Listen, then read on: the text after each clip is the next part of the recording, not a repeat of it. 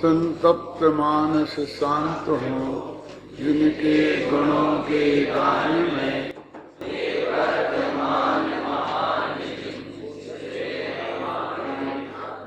पढ़ो 110वीं गाथा।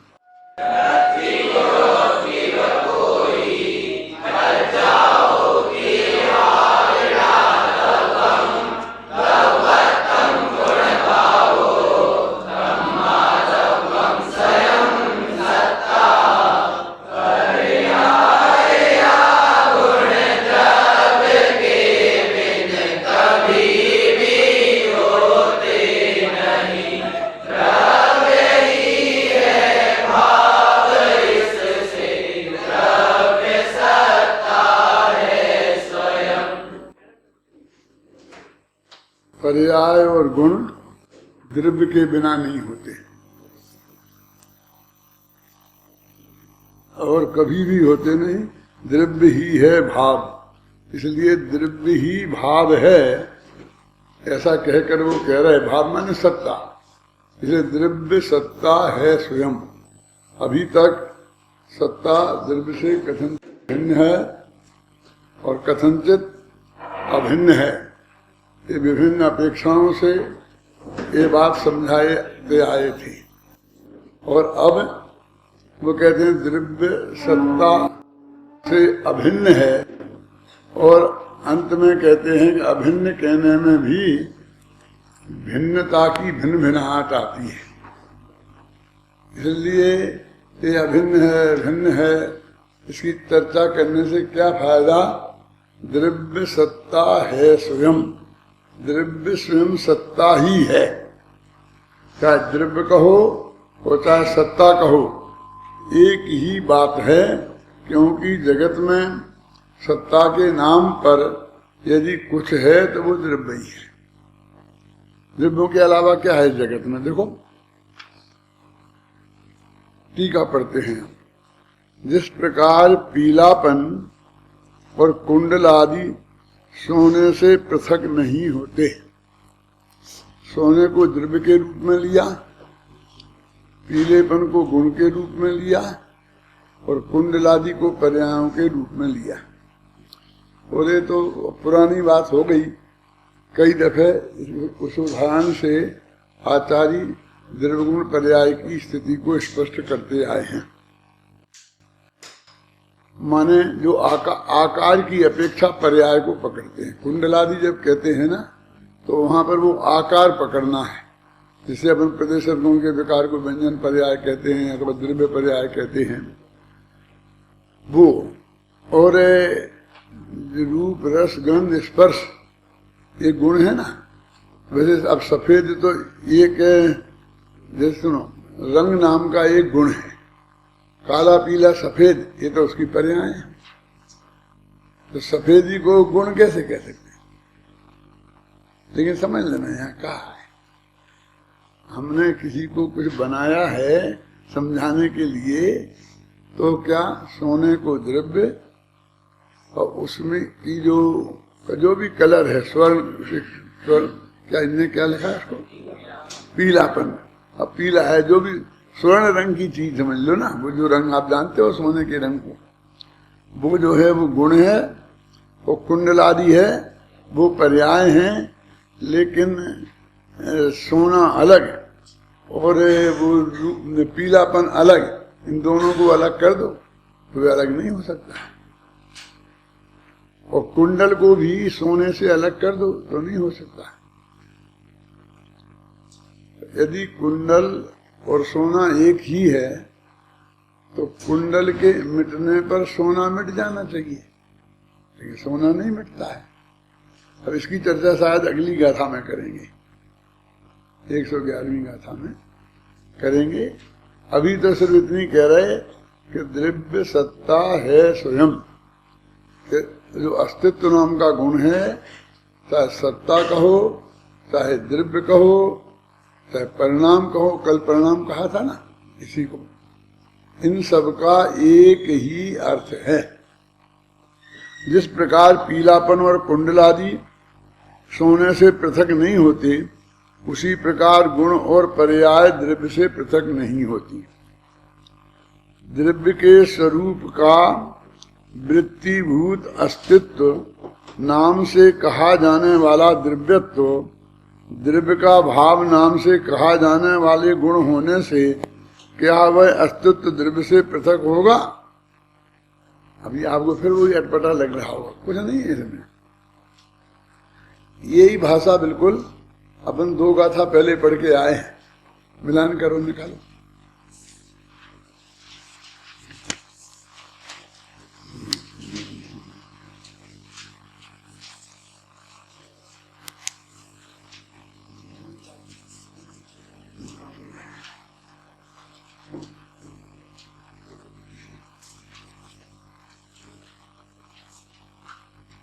तो वृत्ति वाले बात कर रहा हूं मैं।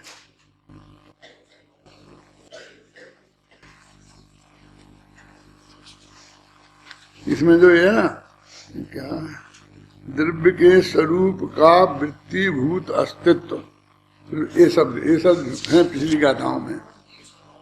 109 में है ना, दूसरे पैरा में है। देखो, द्रव्य के स्वरूप का वृत्तिभूत अस्तित्व बिल्कुल हूबहू इसमें ही है। द्रव्य के स्वरूप का वृत्तिभूत अस्तित्व है, परमात्मा मिला। तो क्या कहा था उस दिन इसका अर्थ? इतनी लंबी का अस्तित्व ही कह देते ना, द्रव्य का अस्तित्व। तो वृत्तिभूत अस्तित्व कहने का अर्थ उत्पाद व ध्रुव वाला, मान काल संबंधी बात पकड़ना। उत्पाद व ध्रुव प्रदेश संबंधी नहीं पकड़ना, पर्याय संबंधी पकड़ना, ये बात कही थी। देखो, ये वाक्य भाई अपन ने जो पढ़ा था वो जरा आपको अटपटा लगता था, उसे पहले सीधा करते हैं। द्रव्य के स्वरूप का वृत्तिभूत अस्तित्व नाम से कहे जाने वाला द्रव्यत्व, ये तो सिर्फ द्रव्यत्व को उनने परिभाषित किया है कि द्रव्य माने क्या, कि वो वृत्तिभूत जो अस्तित्व है उस सहित, माने उत्पाद व ध्रुव युक्तम सत्य, ये द्रव्य। अब अकेला ये इस परिभाषा तो अपन ने समझ ली, तो इसे अलग कर दो। अब ये कहो कि द्रव्य का जो द्रव्यत्व है, द्रव्य के द्रव्यत्व, बस बीच की बात हटा दो। द्रव्य का द्रव्यत्व है वो क्या है? द्रव्य का भाव नाम से कहा जाने वाला गुण। भाव नाम से कहा जाता है ना उस गुण को, वो अस्तित्व गुण भी कहते हैं, भाव भी कहते हैं, परिणाम भी कहते हैं, तो बता चुके हैं। क्या वह अस्तित्व द्रव्य से पृथक है? अब इतनी सीधी भाषा इतनी सी है, क्या द्रव्यत्व द्रव्य से पृथक होगा? नहीं होगा। समझ में कर सकते हो जो मैंने किया है? माने कर्ता ढूंढो, ढूंढो क्या कहना चाहते? वो ये कहते हैं क्या द्रव्यत्व द्रव्य से अलग होगा? नहीं होगा। अब उस द्रव्य को भी परिभाषित करते हैं और फिर उस द्रव्यत्व को भी परिभाषित करते हैं, ख्याल में ना। और इसलिए वो बात कठिन हो जाती है। और इसी बात को भी दो पिछली गाथा में भी क्या है, फिर भी मतलब इतना ही कह देते तो काम चलता था। लेकिन किसी को कोई भ्रम ना रह जाए, समझ लो बाल बोधनी टीका लिख रहे हैं, इसलिए उन्होंने उसकी कंजूसी नहीं की। उसी बात को उन्होंने पूरी तरह से दोहरा दिया। क्या द्रव्य का द्रव्यत्व क्या द्रव्य से पृथक होगा? अब द्रव्यत्व माने अस्तित्व, तो द्रव्य का अस्तित्व क्या द्रव्य से पृथक होगा? मैं हूं, ये जो मैं है और हूं है, तो हूं क्या मैं से पृथक होगा? क्या कह दो ना, मैं हूं तो मैं और हूं समझ गए ना। आप इस भाषा में तो आप जानते हैं कि यदि हमको जरूरत नहीं होती है जगह पद में, तो हम हूं कह करके ही प्रयोग कर देते हैं। हम मैं नहीं लिखते हैं तो भी सारे लोग मैं उसके साथ में अपने आप समझ लेते हैं। क्या समझ लेते हैं कि नहीं कि मैं हूं? मैंने मैं के साथ अस्तित्व जुड़ा हुआ ही है, द्रव्य के साथ उसका अस्तित्व जुड़ा हुआ ही है। जिस प्रकार, अब मैं पढ़ता हूं उसी को द्वारा, जिस प्रकार पीलापन और कुंडलादि सोने से पृथक नहीं होते, उसी प्रकार गुण और पर्याय द्रव्य से पृथक नहीं होती। सुबह गुरुदेव का प्रवचन आ रहा था और उन्हीं गाथाओं पर आ रहा था जिन पर अपन प्रवचन कर चुके हैं 2-4 दिन पहले। कौन सी गाथा थी? किसी ने सुनी? कुछ मालूम है? नहीं है।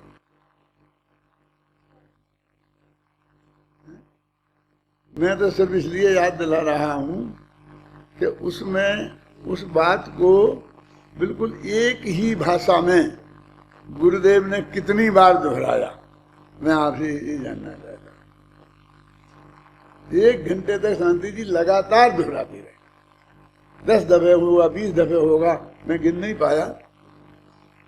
क्या फिर वही बात कहते, देख के कहते, पढ़ते, फिर कहते, फिर देखते, फिर कहते, फिर और खूब रस ले लेके। मेरे कहने का मतलब ये है कि अमृतचंद्राचार्य ने यदि वही बात वैसी लिखी है दोबारा, तो उसको ज्यादा घबराने की जरूरत नहीं है कि रिपीट क्यों किया। लेकिन हमको अर्थ निकालना आना चाहिए। उस बात को हम जरूरत हो तो समझ लें, नहीं तो हम द्रव्य का द्रव्यत्व द्रव्य से पृथक नहीं है, बस इतनी सी बात है। देखो, जिस प्रकार पीलापन और कुंडलादि सोने से पृथक नहीं होते, उसी प्रकार द्रव्य से द्रव्यत्व पृथक नहीं है। पीलापन क्या? पीलापन, पीले, पीला और पीलापन, इसमें क्या है?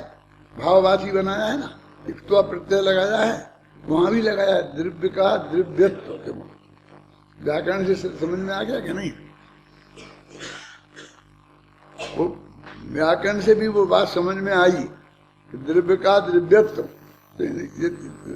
पीला, पीला का पीलापन, तो पीला, पीला तो द्रव्य ही है, सोना है, तो उसे यहाँ सोना कहा। लेकिन पीले का पीलापन पीले से पृथक नहीं है, ये उदाहरण दिया है। तब तो हमारी समझ में आएगा कि द्रव्य का द्रव्यत्व द्रव्य से अलग नहीं है। क्यों समझ में आ गया कि नहीं? वो छोटी छोटी छोटी बातें हैं जिन पर हमारा ध्यान हो तो बहुत अच्छी तरीके से सब बात स्पष्ट हो सकती है ना? क्या कहते हो? जिस प्रकार पीलापन और कुंडल आदि सोने से पृथक नहीं होते। अभी तो बहुत स्पष्ट है कि भाई जब सोना खरीदेंगे तो उसमें पीलापन तो आएगा ही और उसमें कोई ना कोई आकार भी आएगा ही, है ना? कुंडल का जो भी जिस आकार पर हम मोहित होंगे और जो हम आकार चाहेंगे वो आकार भी आएगा। उसी प्रकार गुण और पर्याय द्रव्य से पृथक नहीं होती। द्रव्य के स्वरूप का वृत्तिभूत अस्तित्व नाम से कहा जाने वाला द्रव्यत्व। कहते द्रव्य का द्रव्यत्व क्या है? अस्तित्व क्या है? कि जिसको वृत्ति वाला, कौन? उत्पाद व ध्रुवयुक्तम सत वाला, वो लेना। द्रव्य का भाव नाम से कहा जाने वाला गुण, और द्रव्य का वो भाव नाम से गुण को द्रव्य का भाव कहते हैं। क्या है? द्रव्य को क्या कहते हैं? वृत्तिभूत अस्तित्व को द्रव्य कहते हैं और गुण को भाव कहते हैं। कहा जाने वाला गुण होने से क्या वह अस्तित्व द्रव्य से पृथक होगा? नहीं होगा। तो फिर द्रव्य स्वयं ही सत्ता क्यों ना हो? फिर कहते बार बार ऐसा भेद करने से क्या फायदा कि द्रव्य और सत्ता एक ही है, द्रव्य में सत्ता रहती है, द्रव्य की सत्ता है, सत्ता गुण है और द्रव्य गुणी है। इस तरह की बातें करने से क्या फायदा है? द्रव्य सत्ता है स्वयं, द्रव्य स्वयं सत्ता है, इतना ही पर्याप्त है ना? ज्यादा इसमें कुछ कहने को है नहीं।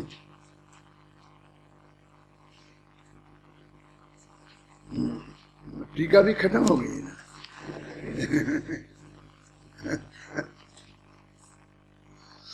इस गाथा में सोने का उदाहरण देकर यह समझाया गया है कि सत्ता गुण और सत्य द्रव्य में अनन्य ही है, अन्य अन्य नहीं। टिप्पणी भी छोटी है। विगत गाथा में गुण गुणी में अनेकत्व का निषेध कर एकता स्थापित की है। विगत गाथा माने 110वीं गाथा। अब वो यहाँ पर 110 ऊपर लिख दिया ना, तो इसलिए उसका नाम विगत गाथा हो गया। इसके जरा ऊपर लिखते तो वो विगत नहीं होती। कल बताया था ना, एक नंबर डालने का मतलब मैंने ऐसा ही नहीं है, वो नंबर वहां डाला गया है, बुद्धि पूर्वक डाला गया है और उसका कोई अर्थ है। विगत गाथा में गुणगुणी में अनेकत्व का निषेध कर एकता स्थापित की है। और अब इस गाथा में यह बताते हैं कि द्रव्य के सत उत्पाद और असत उत्पाद में कोई विरोध नहीं है। इस गाथा की टीका बहुत लंबी है, लेकिन इसमें भी कुछ नहीं है। मैं समझा देता हूं अभी 2 मिनट में। क्या देखो क्या कह रहे हैं, सद उत्पाद और असद उत्पाद क्या है? भाई एक ही उत्पाद हुआ तो उसे सत का उत्पाद कहेंगे, असत का उत्पाद नहीं। माने वो अभी सोना था ना, तो उस सोने का कुंडल था, अब कड़ा बना दिया। समझ में ना, कुंडल कान में पहना जाता है, कड़ा हाथ में पहना जाता है, ऐसा ही है ना। तो कुंडल का कड़ा बना दिया, तो ये कह रहे कि जो कड़ा बना वो सत का उत्पाद है कि असत का उत्पाद है। ये क्या मतलब, प्रश्न क्या है? कहते हैं कि वो कड़ा पहले था या नहीं, पहले था और फिर बना, और एक पहले नहीं था और बना। अभी मुफ्त का झगड़ा है।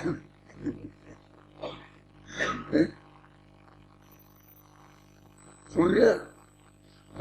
सत का उत्पाद, सत माने होना, पहले था और फिर वो ही पैदा हुआ, और पहले नहीं था और वो पैदा हुआ। एक माँ के बच्चा हुआ, जन्म हुआ ना बच्चे का, तो वो था तो पैदा हुआ कि नया पैदा हुआ है?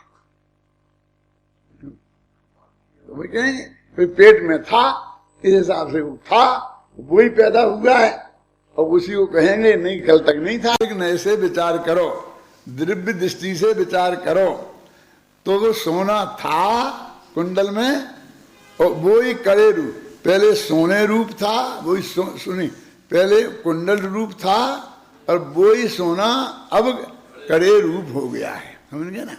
इसलिए सत का उत्पाद है।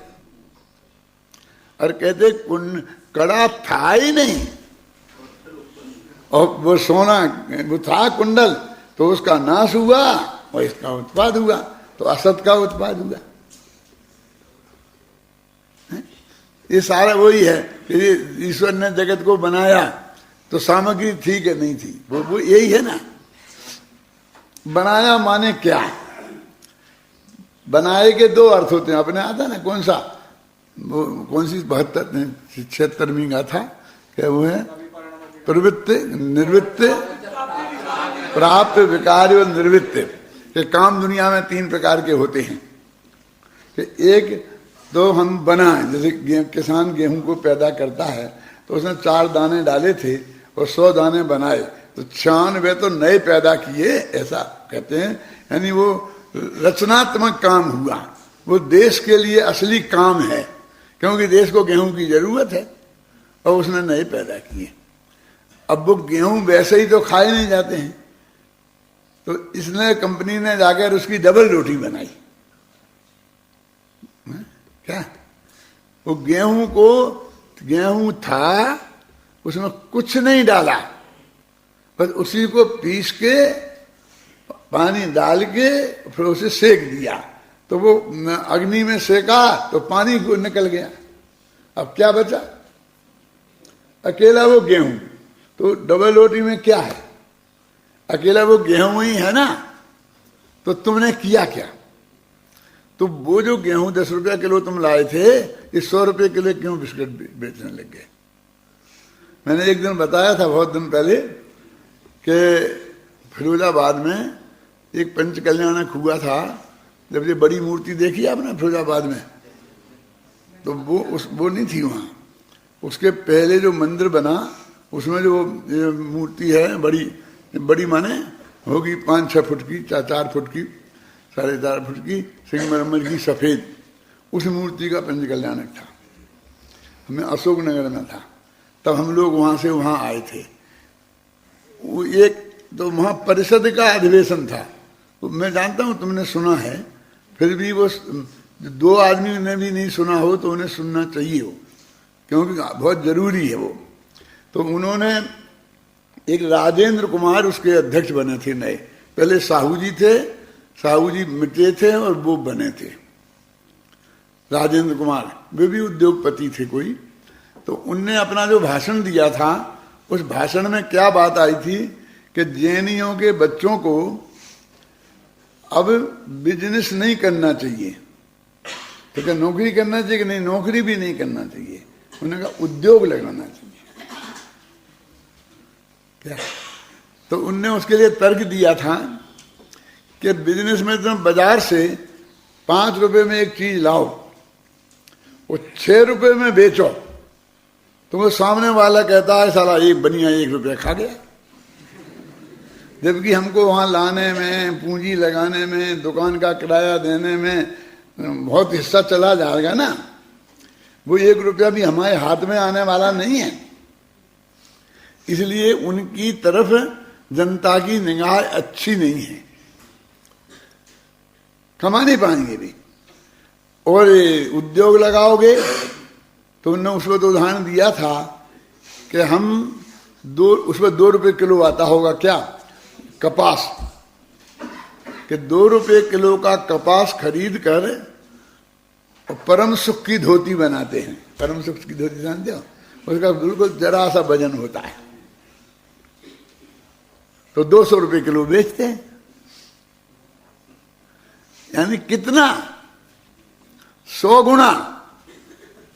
तो 100 गुना करोगे तो भी कोई तुमको ये लुटेरा नहीं कहेगा, क्योंकि उस पर छपाप लगी है, 200 रुपया कीमत लगी है। यदि आप 10 रुपया कमीशन दे दोगे तो खुश और हो जाएगा। आप समझ रहे ना? इसलिए धंधा उद्योग करो, व्यापार छोड़ो। समझे ना? ऐसे ही देखिए, डॉक्टर है, उसकी फीस लेता है सीधी डायरेक्ट कि तुम आओ 400 रुपया जमा कराओ, फिर हमारे पास आना, जो बात होगी, नहीं तो बात ही नहीं होगी तुमसे। आप सुने ना? अब वो फ्री में देखे और फिर दवाई देवे और उसके 1000 ले लेवे, तो वो इनडायरेक्ट बोलते हैं उसे। वो इनडायरेक्ट जो लगता है उसका इसको पता नहीं चलता। दूसरे से टैक्स में भी ऐसा होता है, एक डायरेक्ट टैक्स, एक इनडायरेक्ट टैक्स। ये क्या? इनकम टैक्स, सेल टैक्स सीधा तुमसे लेते हैं कि तुमने 100 रुपये का माल खरीदा तो 10 रुपये सेल टैक्स के दे दो। तुमने इतनी इनकम करी तो इसका इतना % हमें दे दो। अपन को नगद अपने हाथ से देना पड़ता है, बहुत तकलीफ होती है। अब ये क्या करते हैं कि वहां जब निकले वो कारखाने में से, उन्हीं से 100 रुपये के माल के 200 आप खुद ले लें, वो 300 का क्या दे रहे हैं, 300 की सिक्का लग के बाजार में आए। वो गवर्नमेंट ने 200 खा गए उसमें टैक्स में। अब उन्होंने देखा 300 का है, 300 में मिला है। हमें नहीं दिखता कि गवर्नमेंट ने टैक्स लिया है, तो उसे बोलते हैं इनडायरेक्ट टैक्स। तो अपन क्या समझते, गरीबों पे कोई टैक्स नहीं है, ना सेल टैक्स है, ना इनकम टैक्स है, ना वे टैक्स नहीं है अभी तक गरीब। लेकिन वो जो इनडायरेक्ट टैक्स लग रहा है हर चीज पे, वो तो उस गरीब पे भी लग रहा है ना। वो गरीब यही कहता मुझे कोई टैक्स नहीं लगता है, लेकिन ऐसे लग जाता है ना। तो ऐसे ही वस्तु के स्वरूप में भी ये सब बातें हैं, गहराई से उसमें समझने की बात। तो वो सोना अभी था ना, अपना सोना क्या हुआ था, कुंडल था और कड़ा बन गया। अब उसको 2 दृष्टिकोण हैं देखने के, कि ये पहले था वो ही बन गया है कि पहले नहीं था वो बना है।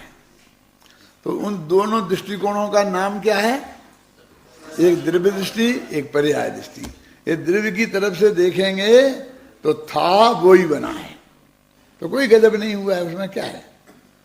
और यदि पर्याय की तरफ से देखेंगे तो नहीं था वो बना है, अब इसका नाम है असत का उत्पाद और उसका नाम है सत का उत्पाद।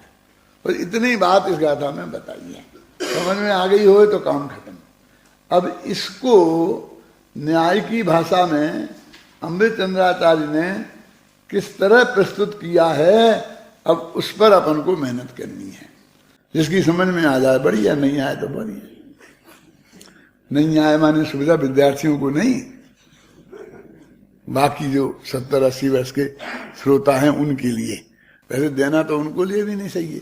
जब मुझे नहीं मिली सुविधा तो तुम्हें क्यों मिला है? मैंने भी तो उसे मेहनत करी है ना उसमें। देखो पढ़ते हैं कहा अब कौन सी है 100। हाँ, अब इसी को बात को विशेष दृढ़ समझाते हैं, है ना। वो तथाई होगा ऊपर देखा लिखा ना तथाई है।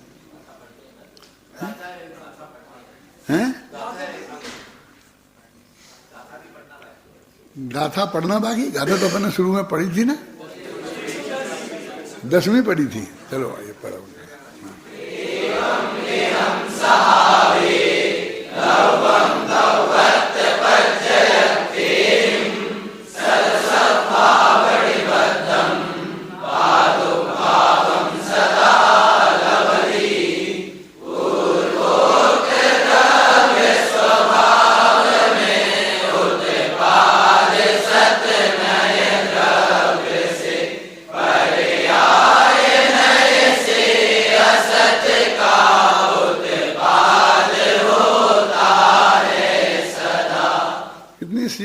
कितनी सरल है बोलो। पूर्वोक्त द्रव्य स्वभाव में नए द्रव्य नए से उत्पाद सत का उत्पाद होता है और पर्याय नए से असत का उत्पाद होता है बस। अब ये जो द्रव्य नय है ये 47 नयों वाला द्रव्य नय नहीं है, उसमें भी 2-2 द्रव्य नय है। ये द्रव्यार्थिक नय वाला द्रव्य नय है। अब संक्षेप में उसे द्रव्य नय से कह दिया क्योंकि इतनी जगह नहीं थी कि द्रव्यार्थिक नय से कहते। माने द्रव्य की तरफ से देखोगे तो उस द्रव्य का तो कभी अभाव होता ही नहीं, तो असत का उत्पाद का सवाल ही खड़ा नहीं होता। इसमें क्या होता है कि हम बोलते जैसे कि कुंडल का नाश हुआ ना, तो कहते कुंडल ही का नाश हो गया, ऐसा लगता है हमें बहुत। लेकिन जब नाश मास में कुछ नहीं हुआ है, बस उसका आकार बदला है और सोना तुम्हारे ही पास है। तो जो आकार पर मुग्ध हैं, समझिए ना, जिनकी दृष्टि आकार पर है वो तो हाय राम दुनिया भर का हल्ला गुल्ला करते हैं। जिनकी दृष्टि आकार पे नहीं है, द्रव्य पर है, उन्हें कुछ नहीं होता। अब देखो इसमें तो आपको ऐसा नहीं लगेगा कि सोने में कहाँ होता, हम तो ऐसा कभी देखा नहीं। अब इसी को लो साहब, अपन मनुष्य पर्याय से मर के देव पर्याय में गए, क्यों?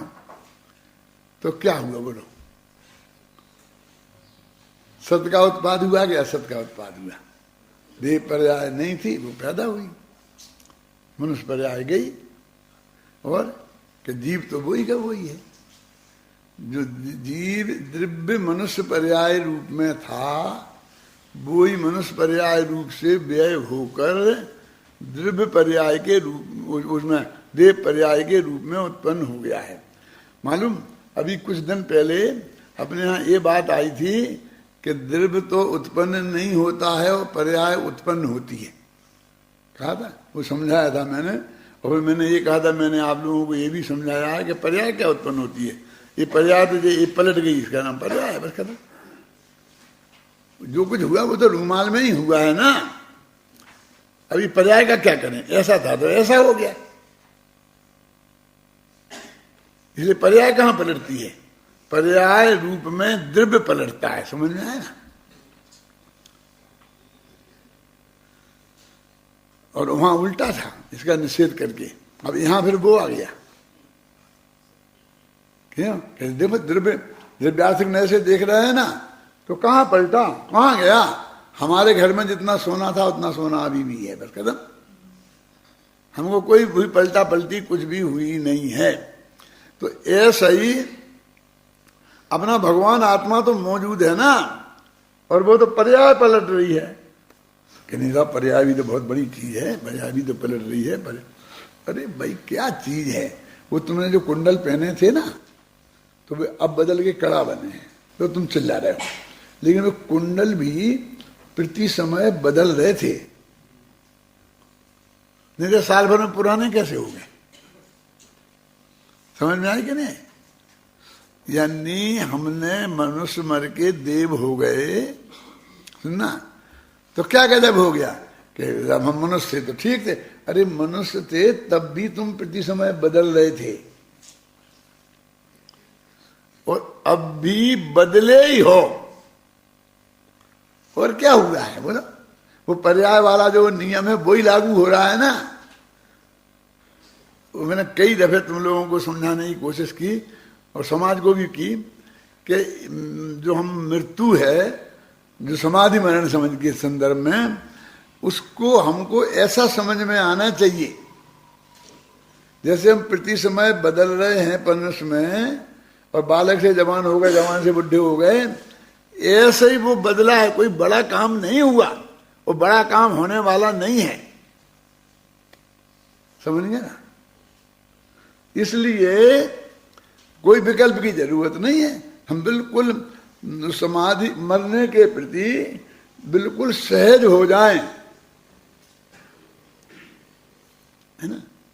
ऐसा आता, देखो रविन्द्रनाथ टैगोर के बारे में आता है कि भाई अपना लिख रहे थे, कभी कविता वविता जो भी लिख रहे होंगे, तो इतने में एक सामने वाला एक आदमी आया, हाथ में पिस्तौल लिए, उन्हें स्टैंड अप, खड़े हो जाए, बंदूक गिर करके, खड़े हो जाओ, मैं कह रहा हूं, नहीं तो मैं 1 मिनट में गोली से उड़ा दूंगा। तो उनने धीरे से ऐसा माथा ऊपर किया, शांत भाव से। वो कह रहा था खड़ा होता है कि नहीं, मैं अब भी आज गोली से उड़ा दूंगा। कि जरा रुक, वो लिखने लगे लिखने लग गए, और शांति से वो अपनी कविता वविता वो पूरी करी, और फिर वो खड़ा रहा। तो बहुत अटपटा लगा, क्योंकि ऐसा आज तक उसके साथ हुआ ही नहीं था कि जिसको वो पिस्तौल से उड़ाने के लिए बात करे, पिस्तौल लेके खड़ा हो, है क्या?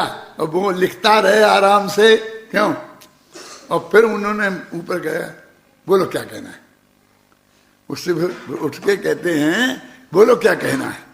बोले कुछ नहीं कहना था। तो पैर पड़ने लगा, क्यों? बस मैं उसे समाधि मरण कहना चाहता हूं, क्या कि वो मौत वाली चीज भी सामने आए और हम में कोई अंतर ही नहीं पड़े, समझ गए ना? हमें कोई अंतर ही नहीं पड़े, तो समझना कि हमने वो बात समझी है। फतेहपुर में पंचकल्याणक था और मैं प्रवचन कर रहा था, गुरुदेव भी पधारे थे उसमें नहीं थे, मेरे प्रवचन में नहीं थे, हमने फूलचंद जी थे, वो बगल में बैठे थे, और सब सारी जनता बैठी थी, बाबू भाई थे। इतने में कोई आदमी जयपुर से वहां आया और उसने ये समाचार दिया, क्या कि आपके घर में चोरी हो गई है, ताला माला टूट गया है और सब साफ हो गया है। तो उसने पर्चे पे लिखकर, उसकी अकल की बात बोलता हूं मैं प्रवचन कर रहा था, तो प्रवचन की गद्दी पे मुझे पहुंचाई, मुझे कोई प्रश्न है, शंका मंका आई होगी, किसी ने की होगी। फिर मैंने पढ़ा उसे, तो रखकर वह प्रवचन करने लगे। फिर मैंने पूरा प्रवचन शांति से किया, किसी को पता नहीं चला कि उस प्रवचन में कोई अंतर नहीं आया। जो विषय में न चल रहा था ना, तो मेरा उपयोग तो उसमें गहराई से जुड़ा हुआ था। तो प्रवचन करने के बाद वो तो मैंने जेब में रख लिया था पर्चा। फिर लोगों ने पूछा क्या बात है, क्या बात है, क्या है ये बीच में किसने क्या दिया था, क्या है, कौन आदमी क्या दिया था? मैंने कुछ नहीं, ये ऐसा कह रहे हैं कि हमारे यहाँ चोरी हो गई। तो ये चोरी हो गई, आप प्रवचन करते रहे तो क्या करता? तो प्रवचन बंद करके मैं दौड़ के जाके उस चोर को तो पकड़ नहीं सकता था। मैं तो फतेहपुर में बैठा हूं, वो जयपुर में है? अब क्या हो सकता था मुझे बताओ आप, हैं? उस वक्त क्या कर्तव्य था, बोलो अशोक जी, हैं? यानी सबसे बढ़िया पोजीशन यही है ना। तो हमारी मृत्यु के बारे में ऐसा ही नहीं है, हैं? मृत्यु के बारे में ऐसा ही है, हैं? कि हो गई, हो जाएगी, कि चलो आपको मरना है कि ठीक है चलो, हैं? कि नहीं नहीं नहीं अभी ठहरो, रुक जाओ 2 दिन के, ठीक है 2 दिन बाद चलेंगे। मतलब हमारे प्रति जैसा परिवर्तन हमारा रोजाना हो रहा है, समझ में आया ना, वैसा ही परिवर्तन हमको उस मृत्यु में लगना चाहिए। तो हम समझेंगे कि हमने पर्याय के स्वरूप को सही समझा है। ये घड़ी मड़ी मुझे दिखती नहीं, वो सामने है ना, मुझे लगा दिया तो बिल्कुल नहीं दिखती है। कितना टाइम है अभी, क्या हुआ? आधा घंटा कि तुम्हें दूसरा काम में देर तो नहीं है इसलिए तुम आधा घंटा कह रहे हो? देखो अपन पढ़ रहे ना, एक गाथा क्या है, ऐसे द्रव्यार्थिक, ऐसा द्रव्यार्थिक और पर्यार्थिक न्यायों के द्वारा स्वभाव से सद्भाव संबद्ध और असद्भाव संबंध उत्पाद को सदा प्राप्त करता है। अब ये सद्भाव संबंध, असद्भाव संबंध, अब ये भाषा शब्दावली ऐसी हो गई कि इसमें ही पसीना छूटता है। सीधी सच्ची कह रहे हैं कि वो जो चीज पैदा भई है वे पहला थी कि नहीं थी, बस इतनी सी बात है। वो नहीं थी वो पैदा हुई है कि थी वो पैदा हुआ है। ये जीव तो अनादि का है, वो अनंत काल तक रहेगा और कितने बार पैदा होगा, क्यों, कितने बार होगा? अरे जितने 3 काल के समय हैं उतने बार पैदा होगा। समझ में आए कि नहीं? उत्तर वो मेरा, क्योंकि प्रति समय बदलेगी ना इसकी पर्याय। तो अरे कभी वैसी बदली जैसे देव मनुष्य से देव हो गया, और कभी मनुष्य मनुष्य में ही बदली,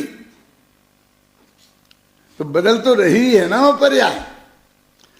तो पर्याय तो वस्तु का स्वभाव है ना, जैसा बदलना वस्तु का स्वभाव है ऐसा ही नहीं बदलना भी वस्तु का स्वभाव है। हमें क्या चिंता, हमारा आत्मा तो नहीं मरेगा, तो आत्मा मरता होता है तो फिर तो चिंता करने की जरूरत थी, क्यों? बोलो क्या करना है, कि फिर तो सोचना पड़ता। अरे भाई वस्तु का स्वरूप जैसा है वैसा ही होता है, और वैसा ही होता तो हमें वैसा स्वीकार होता। समझ में आया कि नहीं आया क्या कह रहा हूं मैं? हमको उसमें भी माथे पे 3 बल लाने की क्या जरूरत थी? है? है? ठीक है, क्या कह रहा हूं, बहुत बहुत गड़बड़ मामला है, जरा समझो गंभीरता से। अब मैं थोड़ा इसको अटपटा बनाता हूं कि साहब आप मर के स्वर्ग में जाएंगे, ठीक है, नहीं नहीं नहीं मैं भूल गया, वो आपका तो आप तो नरक में जाने वाले हैं, कि ठीक है, कि क्या कह रहे, क्यों क्या कह रहे हो कि अब वस्तु का स्वरूप है तुम बता रहे हो, क्यों? वो हम जान रहे हैं उसमें क्या है? हो सकता है ना स्वर्ग में भी जा सकते हैं और नरक में भी जा सकते हैं, हम तो वो पढ़ा है ना, समकित सहित नरक को बासा जाना खासा, है ना? आता कहीं ने पढ़ा या नहीं पढ़ा? और क्या मतलब है मेरे कहने का मतलब, हमारा बदलना स्वभाव है, उसके अनुसार ही सब कुछ हो रहा है, और नहीं बदलना जो हमारा स्वभाव है उसमें कुछ भी गड़बड़ नहीं हो रही है। तो हम बदल के बिल्कुल बदलने वाले नहीं हैं। आचार्य लोग तो ऐसी बातें, बड़ी बड़ी बातें बहुत सहज भाव से कह देते हैं। मुझे तो बहुत अटपटा लगता है। जीवो ही तावत कृमि नमात्म परिणामई उत्पद्यमानो जीवाएव नो जीवा। क्या कह रहे कि जीव अपने कृमिनिमित परिणामों से उत्पन्न होता हुआ जीव ही है, अजीब नहीं। अब हम तुम हमें ये समझाओगे कि जीव जीव है, अजीब नहीं है, क्यों? ये क्या कह रहे? इसमें हमें कोई बड़ी बात नहीं लगती है। वो कहते हैं कि द्रव्य बदलता जरूर है, लेकिन बदल के जीव अजीब नहीं हो जाता, अजीब जीव नहीं होता। अनादिकाल से ये जीव जीव ही है और अनंत काल का जीव तक ही रहेगा। अब बोलो, ये तुमको स्वीकार है? क्या है इससे बढ़िया बात और क्या होगी? स्वीकार है तो ये प्रति समय बदलेगा भी। ये जिएगा तो ये, लेकिन मर मर के जिएगा। क्या समझ में आया? प्रति समय बदल बदल करके नहीं बदलेगा और नहीं बदल करके बदलेगा। ऐसा ही इसका स्वभाव है। अभी तुम्हें स्वीकार है कि नहीं है? नहीं है स्वीकार तो शांति नहीं मिलेगी। इसको स्वीकार होना चाहिए। बदलना भी वैसा ही स्वभाव है शांति जी जैसा नहीं बदलना। माने वो 19 नहीं है। मैंने एक जगह लिखा है, कई जगह, कि जैसा नित्यत्व धर्म है आत्मा में, अनित्यत्व धर्म की भी वही हैसियत है। वो थोड़ा कोई कमजोर हो, हे हो, ऐसा नहीं है। नित्यत्व धर्म के समान अनित्यत्व धर्म है। तो हमारा नहीं बदलने के समान ही बदलने वाला स्वभाव और बदलने के समान ही नहीं बदलने वाला स्वभाव, इन दोनों स्वभावों की एक हैसियत है। ये कह रहे हैं। इनमें काय का हर्ष विषाद कि नहीं, हमें तो होता है, और होता है तो अनंत काल तक होगा तुम्हारे लिए। इसका कोई उपाय नहीं है। उपाय तो यही है कि तुम स्वभाव को स्वीकार कर लो। तो अब मोटी माटी बात कहता हूं कि हमने जितने भी लाखों मनुष्य देखे हैं, सुने हैं, सब पैदा होते हैं, फिर धीरे धीरे बढ़ते हैं, फिर बालक होते हैं, फिर जवान होते हैं, फिर वृद्ध होते हैं, फिर देह बदल के चले जाते हैं। ऐसा बराबर सहज क्रम इस मनुष्य जाति में हमने अपनी आंखों से देखा है ना। और मोटा मोटा ये भी जानते हैं हम कि जैसे कुत्ते की जिंदगी 20 साल की होती है तो वो 4 साल में जवान हो जाता है। क्यों? 15-16 साल में बुढ़ा हो जाता है, 20 साल में चल देता है। उसका चक्र 20 साल में पूरा हो जाता है। तो आदमी का 100 साल में समझ लो, कोई भी समझ लो, जितने इतने साल में पूरा होता है। तो मोटा मोटा तो सबका वैसा ही होता है ना, तो ऐसा ही होगा 99%। अब इसमें क्या सोचने की बात है कि नहीं ऐसा नहीं, थोड़ा ऐसा होता तो अच्छा रहता। एकदम बचपन जरा बाद में आ जाता, पहले सीधी जवानी आ जाती तो ठीक रहता। ठीक है, एक जगह ऐसी है कि बचपन आएगा ही नहीं। बोलो ठीक है, खुश हो। कौन सी जगह है वो? मालूम? नरक। तुम समझ रहे थे सड़क की बात कहेंगे थे।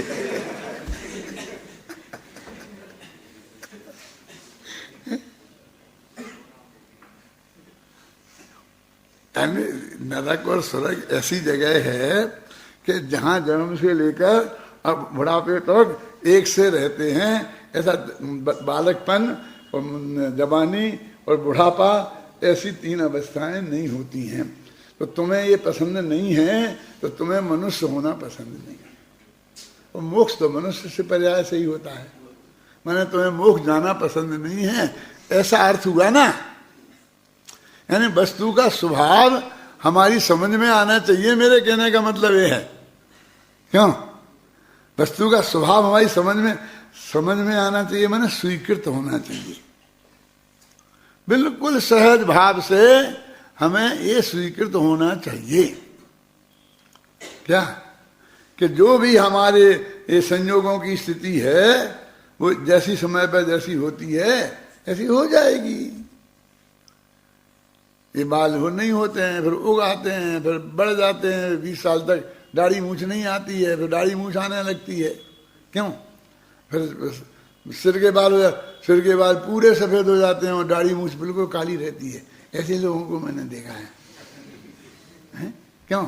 है ना, दाढ़ी मूछ बिल्कुल सफेद हो जाती है, सिर के बाल काले रहते हैं। जो रहते होंगे हो जाएंगे ना, हमको क्या लेना देना, वो अपने स्वकाल के हिसाब से होगा। हमने तो कुछ किया नहीं है ना, हमने तो उन्हें कुछ रंगा नहीं है ना, हम क्यों ऐसे से जराएं? ये किसने कहा था कि सफेद बाल अच्छे नहीं होते, काले अच्छे होते हैं? अपने तुमने समझ लिया। मैं कहता हूँ बुढ़ापे में सफेद ही बाल अच्छे होते हैं, काले अच्छे नहीं लगते। क्यों लगेंगे? 70, 80, 90 वर्ष का कोई आदमी हो और वो मुंह काला करवा के आते हैं ना बालों को कलर करके। एक दफे सच्ची घटना बताता हूँ, नाम नहीं बताऊंगा। एक बहुत मेरे अभिन्न मित्र समझ लो मेरी उम्र के ही बराबर आए तो एकदम बाल काले थे, समझे ना, और काले तो बाल होना नहीं चाहिए थे, तो वो एक्स्ट्रा ही ऑर्डिनरी काले दिख रहे थे। जैसे मतलब आपकी जमान आप लोगों के है ना, इससे भी कुछ ज्यादा काले ऐसे होते होंगे, ऐसे का थे।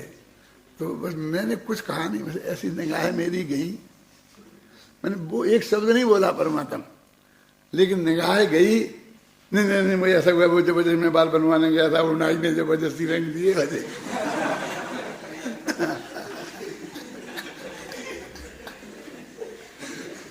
तो मैंने क्या कहा मैं तो आपसे कुछ नहीं कहा, लेकिन मुझे अटपटा जरूर लगा क्या समझ में ना? तो मेरे कहने का मतलब कि उस वक्त वैसे ही अच्छे लगते हैं, समझे ना? आप जानते हैं ज्यादा होशियार लोग होते हैं, वो यदि रंगते भी हैं तो ढंग से रंगते हैं। इंदिरा गांधी के बाल जैसे तुमने देखे हैं ना, वैसे थे नहीं, सफेद ही हो गए थे। लेकिन वो जब काला करवाती थी तो यहाँ इधर ऐसे कुछ बाल सफेद रखती थी। उनकी फोटो वोटो में देखे हुए तुमने, नहीं समझे क्या? नहीं कि मतलब सारे तो काले हैं, इतने सफेद रखती थी। क्यों? क्योंकि मतलब मैं कोई काले बाल छिपाने के लिए काले बाल नहीं किए हैं मैंने मैंने मुझे सफेद बाल भी स्वीकृत हैं। आजकल ऐसा ही होता है, आप जाओ तो आपके उम्र के हिसाब से बालों का रंग कर देंगे। वो सब रंगने वाले बहुत समझने लग गए और इस तरह के सब मसाले आने लग गए।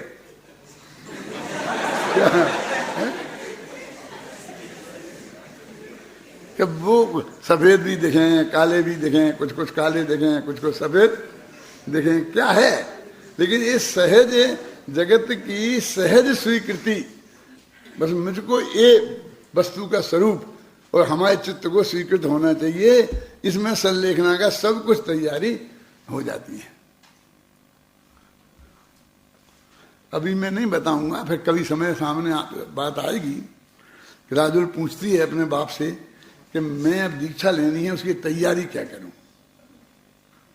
क्यों उपवास की प्रैक्टिस करूं, क्या करूं? तो वो जो तैयारी बताई है मैं कभी बताऊंगा क्या तैयारी करना चाहिए, क्यों अपन को भी करना हो ना, लेना है ना, तो क्या तैयारी की जानी चाहिए, मेरे में क्या कमी है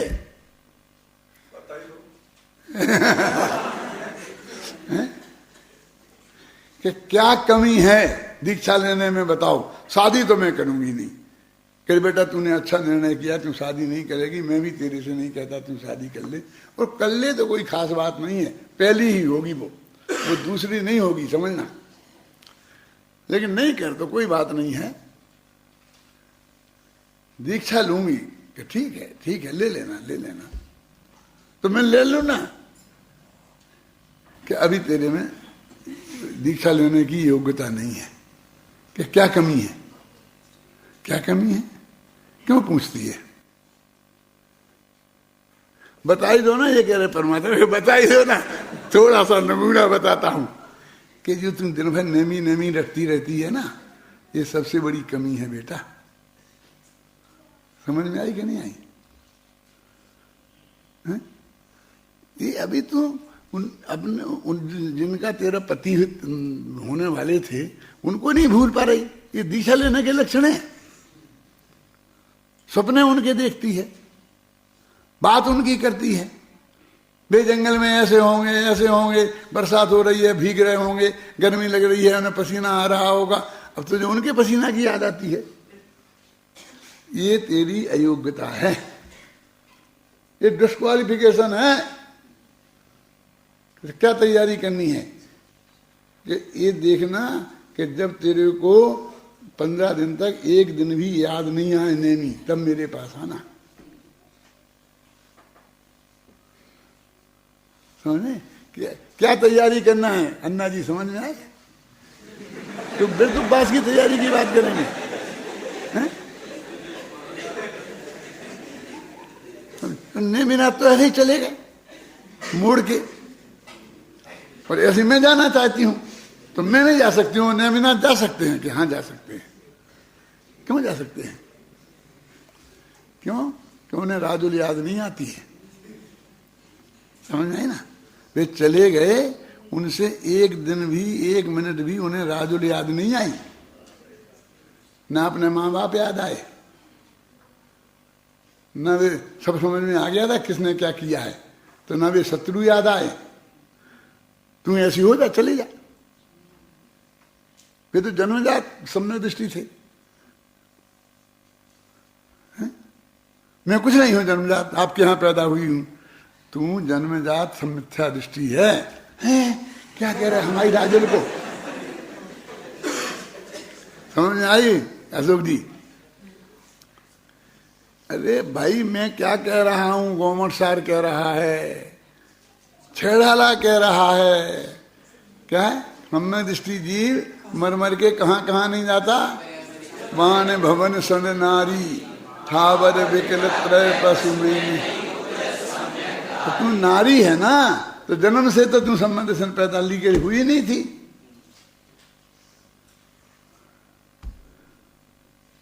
कि बाद में तो हो सकते हैं, ऐसा भी तो शास्त्र में लिखा।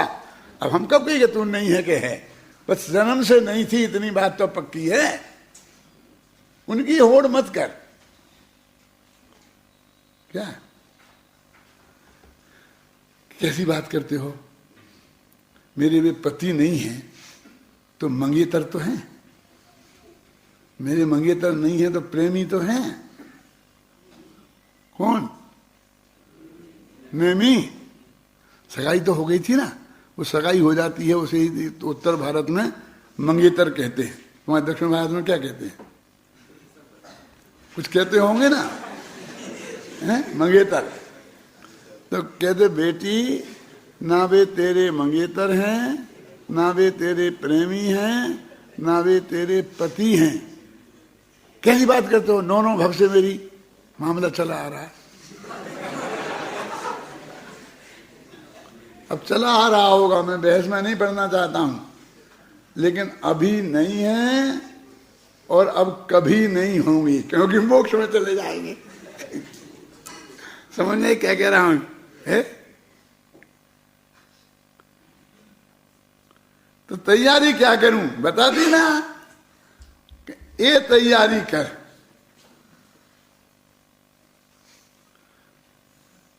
कि मैं तो किन्नारी जाऊंगी, कि नहीं होगी, तू नहीं ले सकती दीक्षा।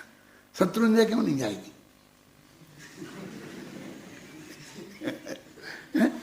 समझ में आ रही क्या कह रहा हूं मैं? शत्रुंजय क्या खराब है? छोटा सा पर्वत है, गिरनार बहुत ऊपर चढ़ना पड़ेगा। कि नेमी गए भाई, इसलिए तो दीक्षा नहीं ले सकेगी।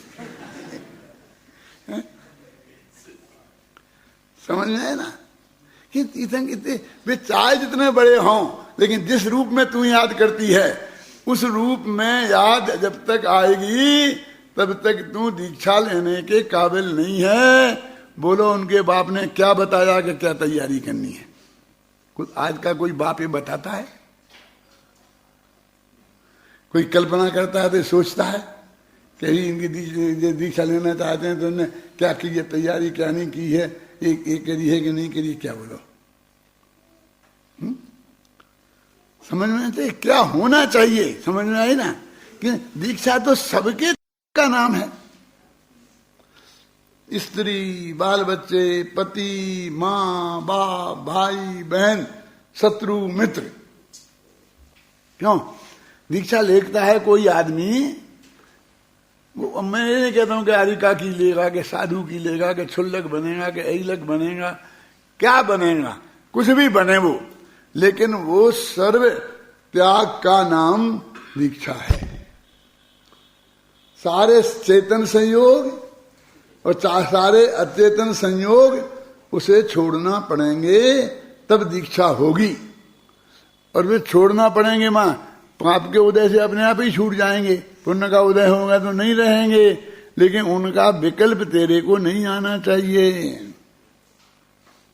विकल्प में से छूटना पड़ेंगे। क्या है वस्तु का स्वरूप?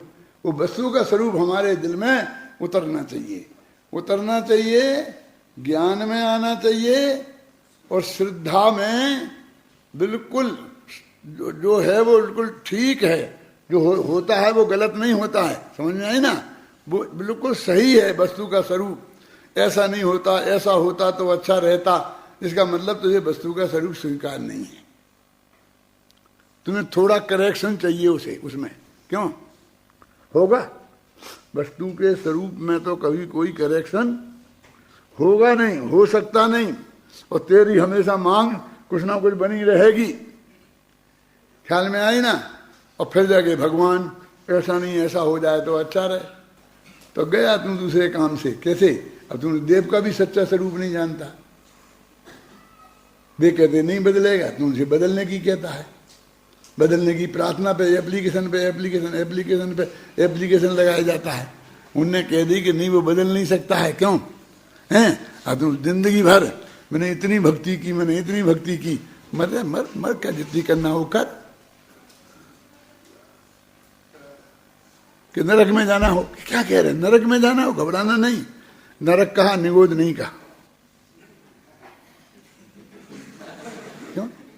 क्यों ऐसे ही में उलझा रहेगा और असली मोक्ष मार्ग नहीं अपनाएगा, देव के सच्चे स्वरूप को नहीं जानेगा, तो 2000 सागर में क्यों निगोद ही जाना पड़ेगा ना। महादुख संकट निकट है, कौन सी कहा था? 79, देखो 79, महादुख संकट निकट है।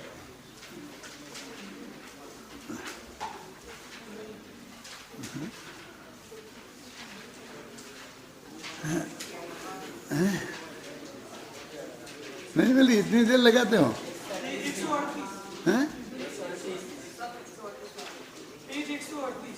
138 पेज देखो भाई, उसमें लगा थी कि तुम उनके महादुख पुण्य पाप में, शायद वो उसमें है ना,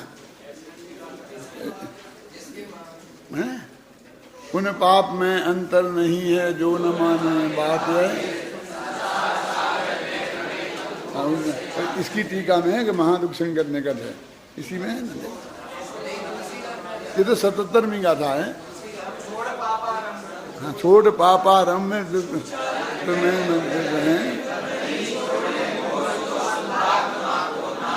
इसमें लिखी ना, मैंने 79 में है ना, इसमें गाथा में है ये बात। महादुख संकट निकट है सबके। एक ही बात नहीं की तो समझ लेना। क्या क्या नहीं की? कोई बोल, वो तो जाने दो, पुण्य पाप भी कहेंगे। मैं तो ये कहता हूं, वस्तु का जो स्वरूप है वो हमें स्वीकृत नहीं हुआ तो अभी पूरा अपन जाने चाहे नहीं जाने, अधूरा जाने, जितना जाने उतना जाने, लेकिन हमारे चित्त में ये तो नक्की होना चाहिए कि जैसा है उसे स्वीकृत होना चाहिए, उसमें मीन वेख करने का विकल्प नहीं आना चाहिए। ऐसा नहीं, ऐसा हो जाता तो आप समझे ना, कि थोड़ा करेक्शन हो जाए और बाकी तो मुझे स्वीकार, ऐसा नहीं। वस्तु के स्वरूप में करेक्शन की गुंजाइश नहीं है। तीर्थंकर कभी सोचेंगे नहीं, उन्हें कभी विकल्प नहीं आएगा। हम कितनी एप्लीकेशन लगी हैं, एक एक आदमी ने सारी जिंदगी लगाई और लाखों लोगों ने लगाई, सारा हिंदुस्तान लट रहा है, जैनी, सारे जैनी लट रहे। बोलो कितनी एप्लीकेशन लग गई, लेकिन वहां बिल्कुल उनको उनके रोम नहीं फड़का। क्यों? बोलो अशोक जी, कुछ तो तुम्हें थोड़ी तो आई होगी, सुन लो भाई इतने कितने लोग चिल्ला रहे हैं, और थोड़ा बहुत कर दो। अरे हो ही नहीं सकता है, समझ में आए ना? ये तो तूने भगवान के पे प्रार्थना करी तो तूने भगवान का स्वरूप नहीं जाना। तुम कह रहे भगवान का स्वरूप काय को आ गया, भगवान का स्वरूप काय को, ये करता धरता नहीं कहा से, अरे कैसे नहीं आ गए? भगवान का स्वरूप जानना चाहिए ना, नहीं तुम अभी इसी लिस्ट लेके पहुंच जाता है उनके पास। ये लिस्ट लेके पहुंच जाता है ना कि ये कर दो, ये कर दो, ये कर दो। ये समझ लेना ये सारे भिखारी हैं, इनको कभी कुछ मिलने वाला नहीं है, क्योंकि वस्तु स्वरूप बदलने वाला नहीं है। आपको लगता है कि बहुत कड़क बोलते हैं, वस्तु का स्वरूप स्थिति ऐसी है। आप सुने ना, कुछ ही नहीं, क्या किसका डर, किसका क्या करना है, बस।